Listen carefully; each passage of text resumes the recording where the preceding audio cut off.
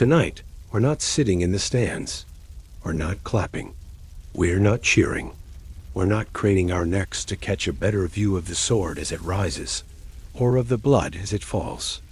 No, tonight we're slipping through the back gate, the one the crowd never sees, the one that smells like iron and old sweat and fear, so thick you could bottle it.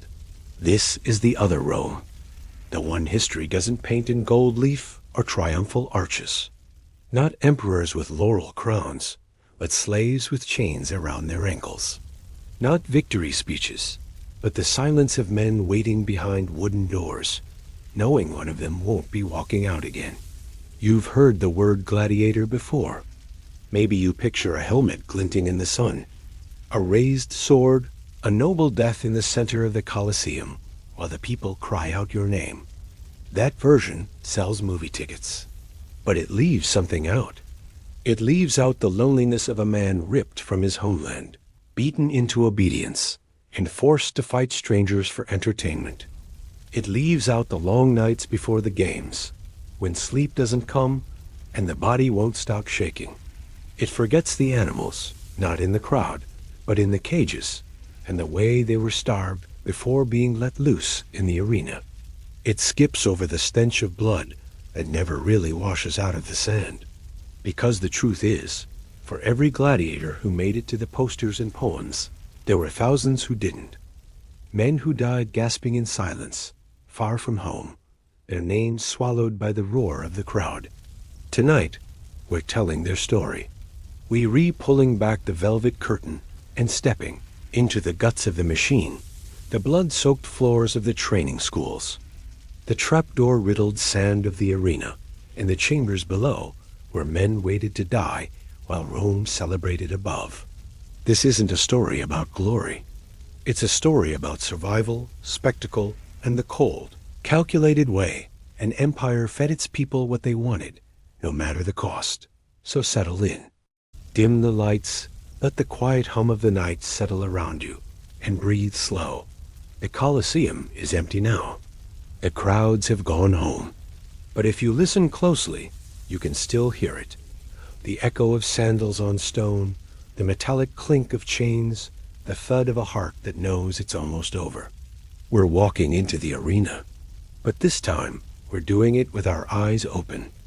It didn't start with cheers. It started with grief.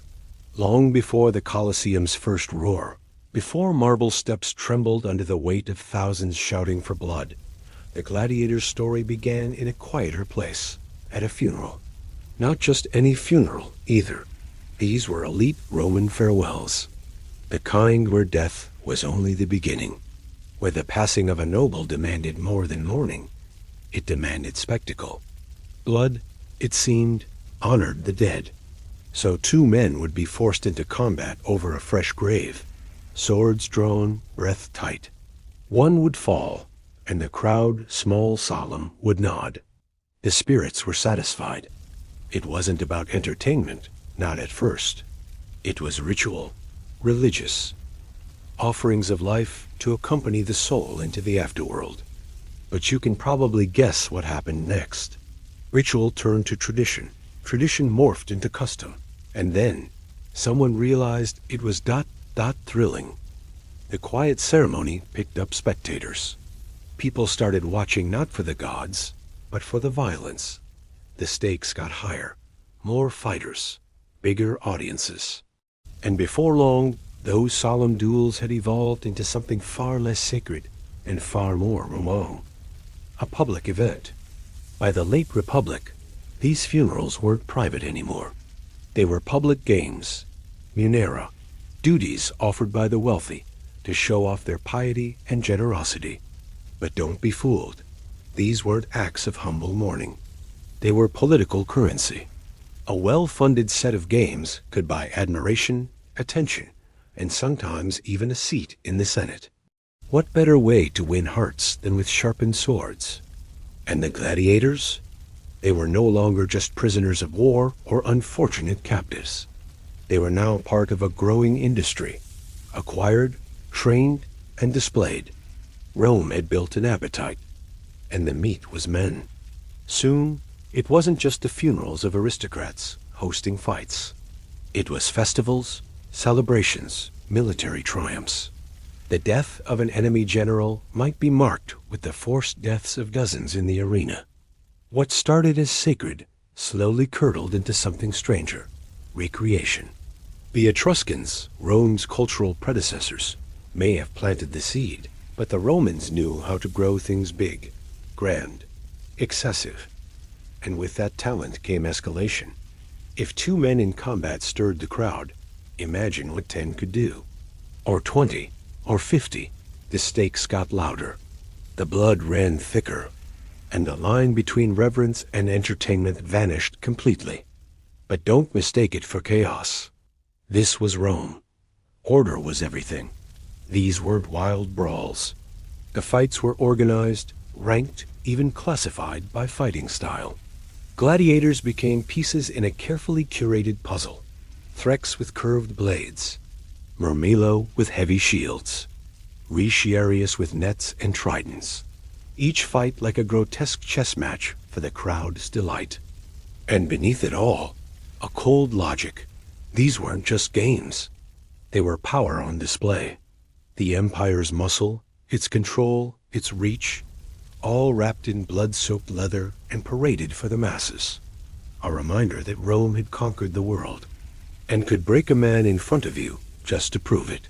So when you picture the games, remember, they didn't rise from glory.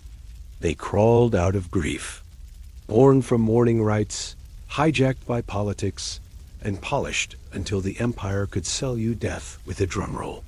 The arena didn't create Rome's cruelty. It just gave it a stage.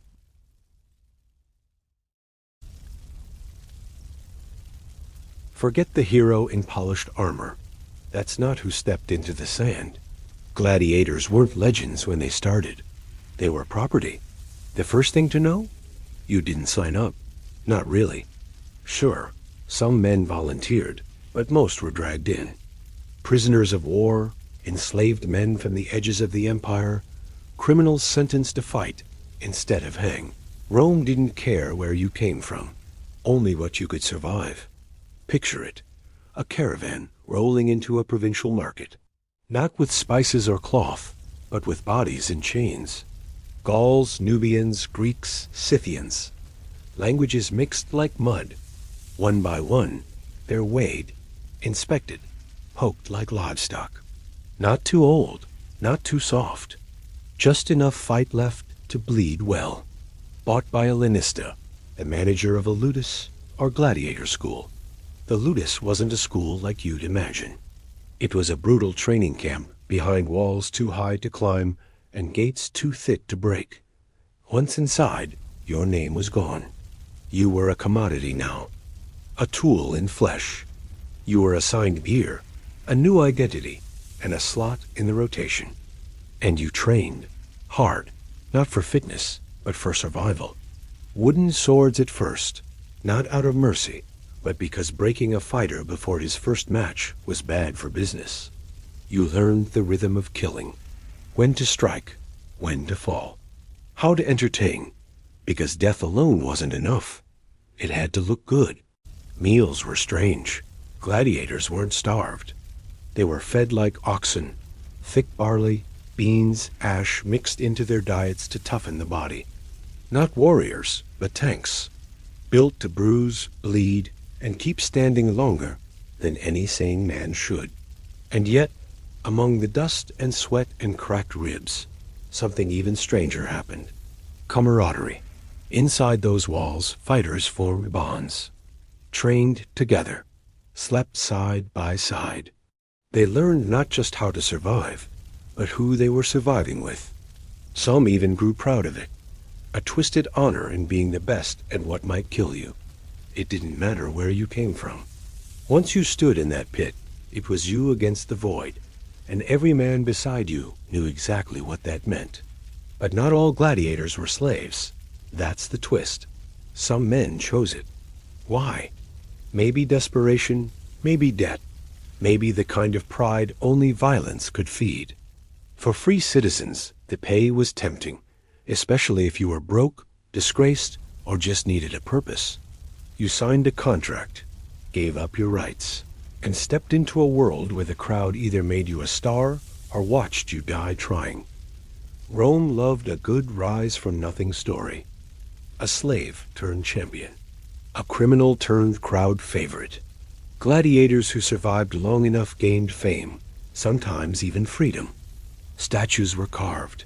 Women sent love letters. Children mimicked their styles in the streets. But that was rare. Very rare. Because most didn't last. Behind every famous name was a dozen others who barely made it to their second fight, who slipped in the sand, or bled too much, or lost the crowd's favor. Their stories didn't get etched in stone. They ended in silence, behind a curtain, under a crude grave marker if they were lucky. So who were the gladiators? They were the forgotten, the desperate, the used. They were the ones Rome fed to its own appetite for power and showmanship.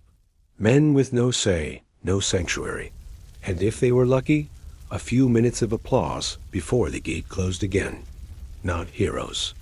Just humans in armor that wasn't thick enough to protect them from the system that made them. Before the roar of the crowd, before the clatter of weapons and the taste of blood, there was the ludus, the gladiator school, not a place of learning, but of sharpening, of reshaping men into something that could be thrown into an arena and still come out breathing. You wouldn't call it a prison, exactly, but it was close. Thick stone walls, high enough to keep hope out. Gates sealed tight, guards always watching. But the real cage wasn't metal. It was the routine, the grind, the constant reminder that your body wasn't yours anymore. Mornings started early.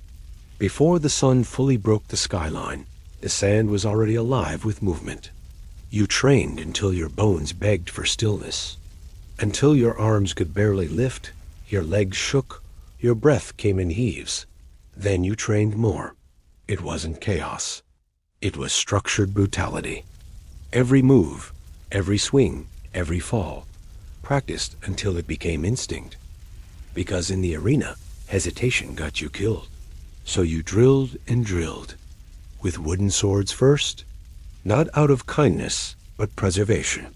You were valuable, even if only as spectacle. And you sparred, not to win, but to survive. To read your opponent's body before they moved. To know how to fall without snapping something vital. A man who lasted 5 fights was rare. A man who lasted 10, almost mythical. The training yard was hot and loud. Men shouting, sweat dripping into sand, blisters blooming on palms and feet. You bled sometimes, often really, and unless it was deep, no one cared. You patched it up and kept swinging. Weakness wasn't treated. It was punished. A falter in rhythm? More drills. A complaint? The lash. But the ludus wasn't all violence. It was also silence. Long hours between sessions spent tending to your gear or staring at the walls. The barracks were simple. Wooden bunks, a few shared blankets, cramped space, and too many bodies. You slept next to the men you might fight next week. You heard every breath, every nightmare, every whispered prayer to gods who probably weren't listening. Meals were thick and dull. Barley mash, beans, dried figs. Carbs in bulk, not taste. You were being built, not fed. They called you horgari, barley men, like oxen, but with swords. Sometimes an instructor would bark out formations, walking between rows with a cane he didn't mind using. Not for punishment, just to make a point. Discipline mattered. If you didn't keep formation, your opponent in the arena might. And that was bad news for you. New recruits often cried at night, quietly, into their blankets, trying not to be heard. Veterans didn't say anything, not out of cruelty, just because they knew there was no comfort to offer. Nothing words could fix. You learned to harden or you broke. And once you broke, the ludus didn't fix you. It replaced you. Still, despite everything, despite the fear and exhaustion, camaraderie formed. You trained together, hurt together, bled together. Some men found strange solace in that. Brotherhood in captivity. A shared joke, a lucky dodge, a quiet nod before bed. You weren't friends, exactly. But you were survivors of the same machine. And through it all, one thought kept humming beneath everything. The arena. It loomed in the mind like a storm on the horizon. You hadn't seen it yet, not truly. But you'd heard the stories, the cheering, the screams. The moment the gate opens and you realize there's no practice, no pause, no do-over. Just sand, steel, and time to see if the training was enough. So every cut, every bruise, every aching morning inside the ludus wasn't just pain. It was preparation. You didn't train to get better. You trained not to die. There's a strange quiet that settles on a gladiator the morning of a match. Not peace, not calm. Just stillness, like the moment before thunder cracks. The air feels thicker. The light hits differently. And every sound, boots against stone, metal clinking, even your own breath, rings just a little too loud. They wake you early, but not with shouting. No need. Everyone's already awake. You dress slowly. Tunic, armor, greaves. Nothing fancy. Just enough to suggest protection, but never too much. The crowd didn't come to see you safe. They came to see you spill. The lanista walks past, checking gear, giving nods, ignoring faces. This isn't encouragement. It's inventory. Outside the barracks, the air is still cool. But the sun's already rising. You feel it on your back as you line up with the others. Some men murmur prayers. Some stay stone silent. Others joke. Thin, cracked jokes that don't land. Not because they're bad, but because you know this might be the last time that voice speaks. The march begins. Through the streets, past vendors setting up, citizens already gathering with baskets of dates and figs and bread. They watch you pass like they're sizing up horses before a race. Whispering, betting, smiling. You don't look back. The arena grows louder before you even see it. Not just the cheers, though those are there, rising like a wave, but the city itself. More bodies, more color. The scent of roasted meat, spiced wine, and heat-soaked stone. Roman celebration, teeth bared. Then the gates. Massive wooden things reinforced with iron. They creak as they open. The inside smells like blood and dust and damp straw.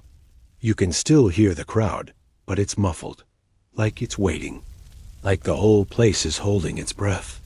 This is the staging ground. Last-minute checks, last-minute doubts. Some men vomit. Some pray harder. Some just stare at the wall. Your opponent might be beside you, or still inside. You don't always know who you'll face, not until they're standing across the sand. And then, the signal. Trumpets, doors open.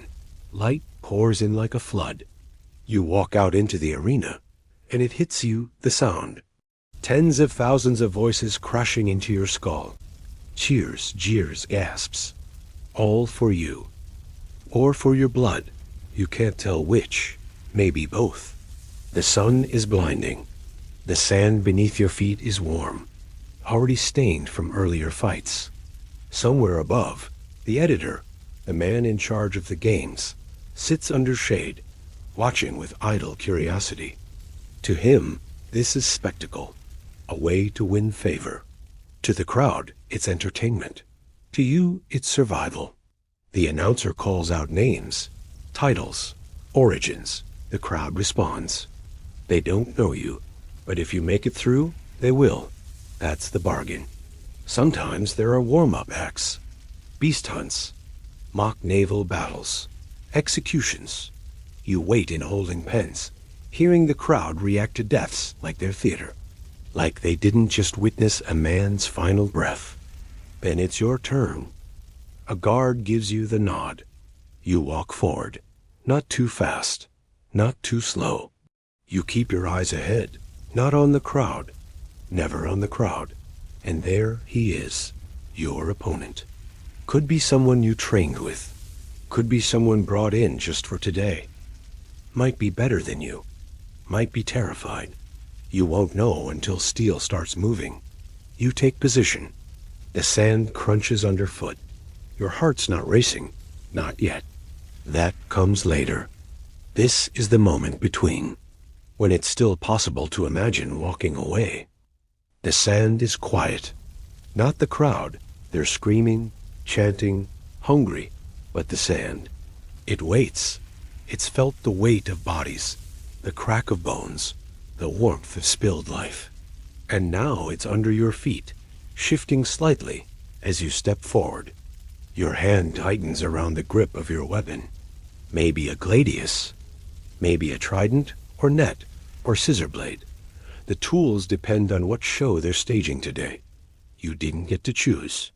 You were handed something and expected to kill with it.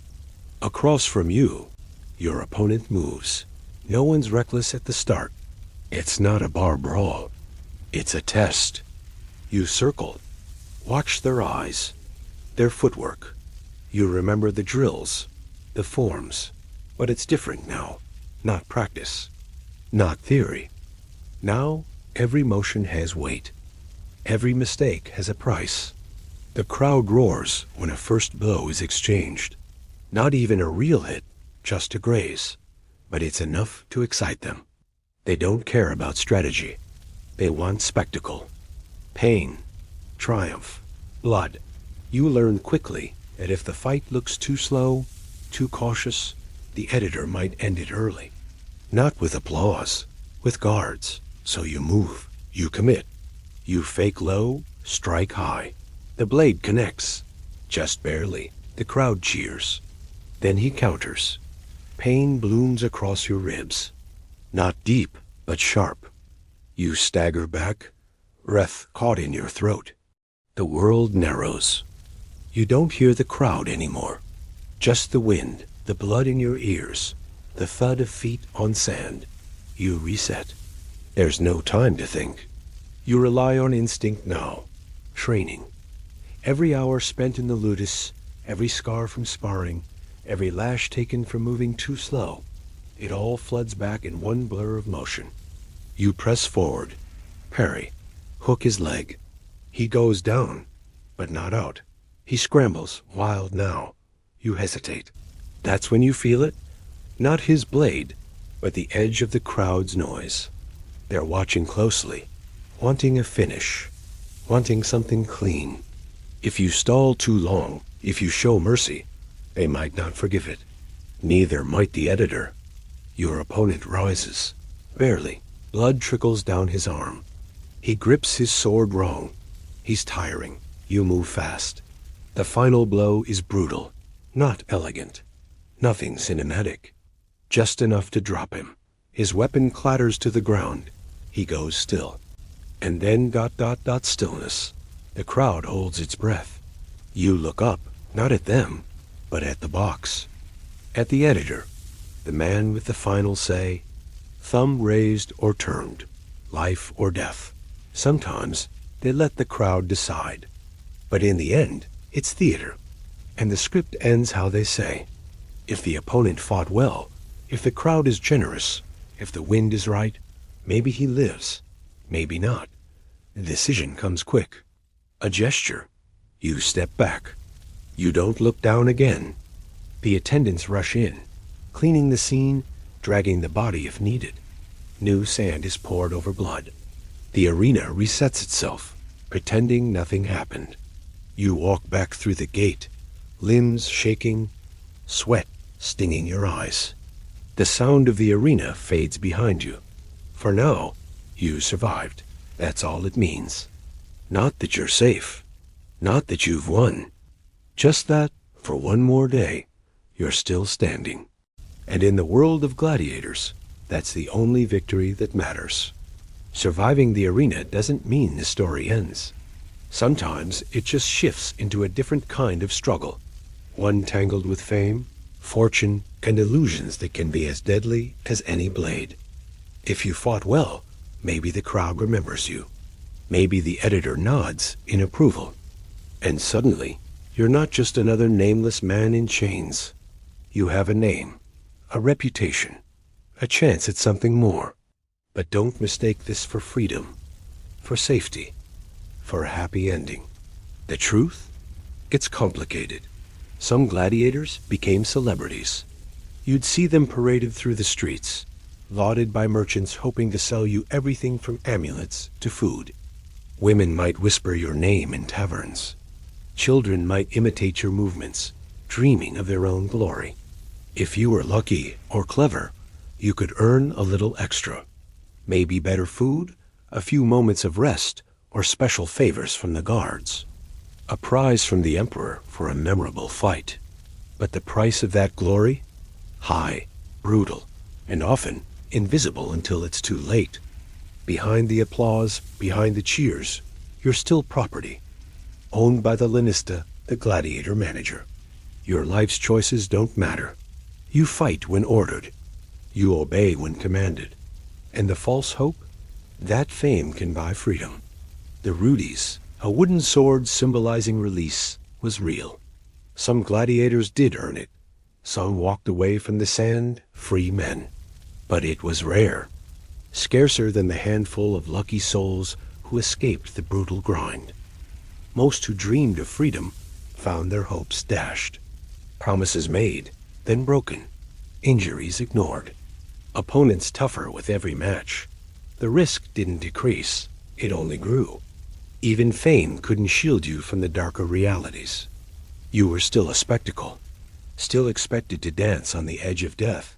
If your popularity faded, so did your chances. And that's where the loneliness crept in. With fame came expectations, to perform, to entertain, to survive, to smile under the weight of 1,000 eyes. But when the crowds left, the armor came off, the cheers silenced. You were just a man, tired, aching, and scared. You might find yourself haunted by memories, the friends lost in the sand, the pain you couldn't erase. Sometimes the night offered no rest, only shadows and whispers of what could have been. And yet, for many, it was better to be known than forgotten. To have your name etched in the annals of the arena rather than swallowed by obscurity. So you fight on. For glory, yes. For survival, definitely. For the slimmest chance at freedom, perhaps. Because in the arena, every moment of fame is a flicker against the long shadow of death. The roar of the crowd fades quickly once the fight ends, but the real struggle begins long after the sand settles. It's the quiet battles inside the body, injuries that never fully heal, illnesses that creep silently, and the relentless wear of a life lived on the edge of death. Gladiators weren't invincible. Far from it. Every cut, every bruise, every broken bone left its mark. The cuts might be stitched up or cauterized in haste, sometimes by medics barely able to keep up with the flow of blood and bodies.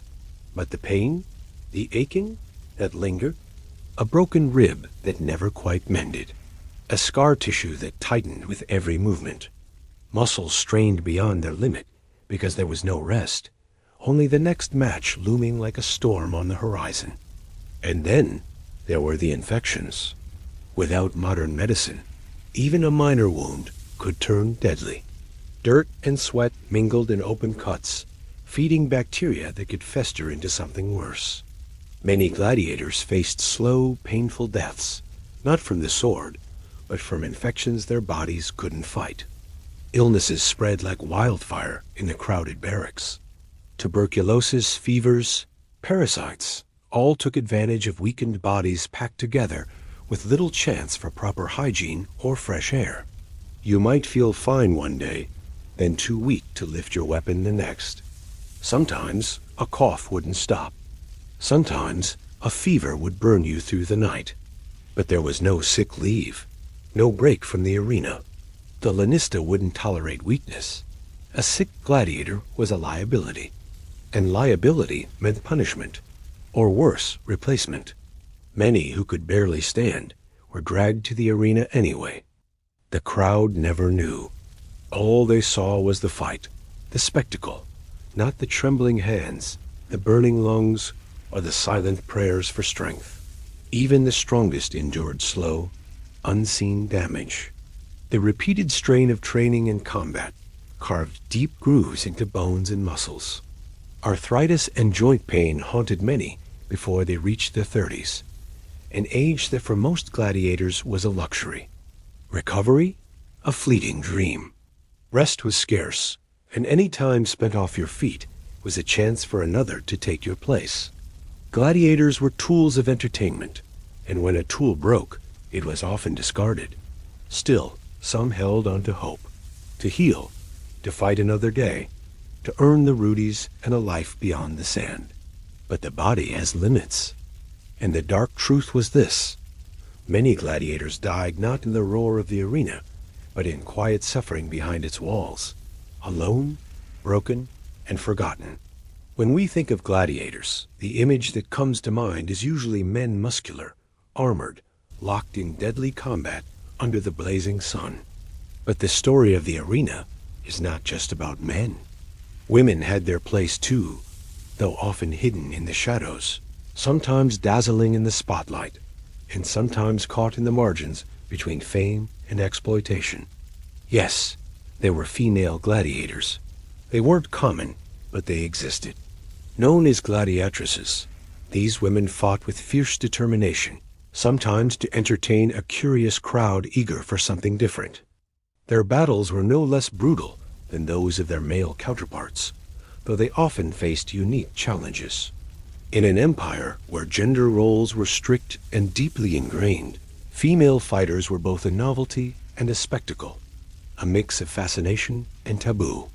The crowd might cheer, but their applause often came with an undercurrent of disbelief, or worse, mockery. Some emperors saw the novelty as a way to spice up games, using women to shock or delight, to remind spectators that the empire controlled even what was socially unthinkable. Yet the women who fought were not just curiosities. They trained hard, endured injuries, and fought with skill and survival instinct. Some carved out brief careers, earning respect in a brutal world that rarely offered women such chances. Outside the sand, women's roles were complex and often overlooked. Many were slaves, concubines, or entertainers working in the bustling Colosseum environment, vendors selling food and trinkets, servants attending to gladiators, or actors in theatrical performances that accompanied the games.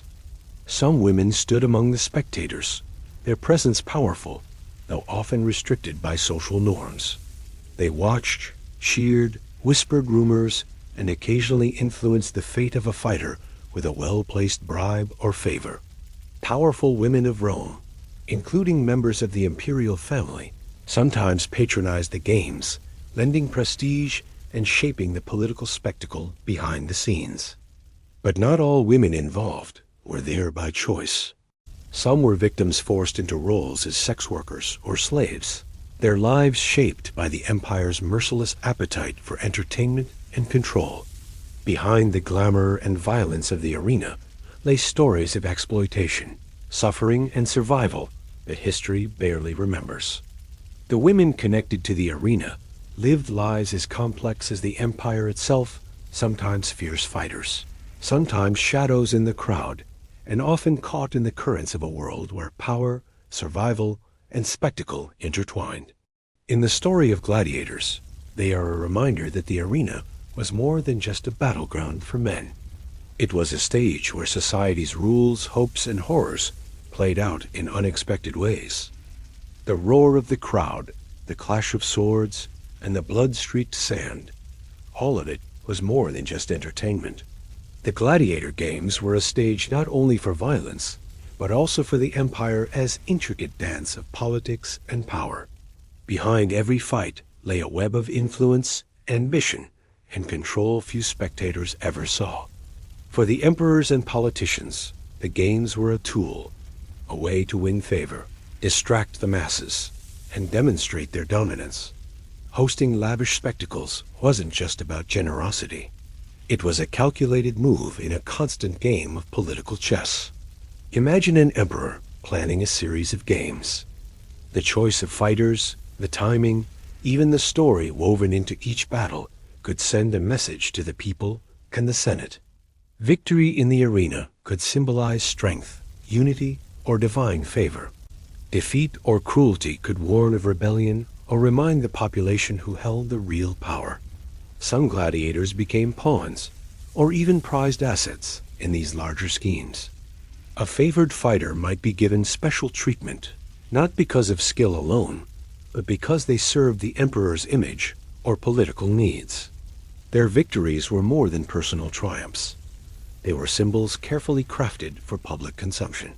Behind the scenes, deals were struck. Money changed hands. Promises were made. A senator might sponsor games to curry favor with voters or to outshine a rival. Gladiator schools could be influenced by powerful patrons eager to control which fighters stepped into the arena and which ones were quietly removed. The crowd, caught in the spectacle's spectacle, often missed these subtleties. They saw heroes and villains, blood and glory, but the deeper game unfolded in whispered corridors far from the cheering stands. Sometimes the games were used to settle scores beyond the arena. Political opponents could find themselves accused, stripped of rights, or even sentenced to fight as gladiators, a brutal form of exile disguised as entertainment. And in some cases, the very outcome of a match could be manipulated to serve political ends. The games were a public mirror, reflecting the empire's tensions and ambitions. They were both a pressure valve for unrest and a display of control so precise it bordered on theatrical. Yet, despite all the planning and manipulation, the arena always held moments of unpredictability. A fighter's courage, a sudden injury, or an unexpected act of mercy could change the narrative on a dime. Even the most carefully scripted spectacle could erupt into chaos. A reminder that beneath the polished surface of power was something raw and human. So when you watch the gladiators fight, remember, it's never just a battle for survival. It's a chapter in a story far larger, where politics and power play out under the harsh sun, and every sword stroke echoes beyond the sand. The sand has settled, the crowd has gone silent, and the gladiators have faded from the spotlight. Yet, the story of the arena didn't end with the last fight or the final echo of the emperor's call. The legacy of the gladiators lives on, woven into the fabric of history and culture in ways both obvious and subtle. Gladiators were more than just fighters. They became symbols of strength, courage, and endurance against impossible odds. Their stories inspired poems, artworks, and legends that echoed long after the empire's fall. These echoes reached far beyond Rome, influencing the way later generations imagined bravery and struggle. The image of the gladiator, armored, fierce, and defiant, has become a powerful icon. From Renaissance paintings to modern films and books, gladiators capture our imagination as heroes trapped in a brutal world. They remind us that behind every spectacle lies a human story, filled with sacrifice and resilience. But their impact goes deeper.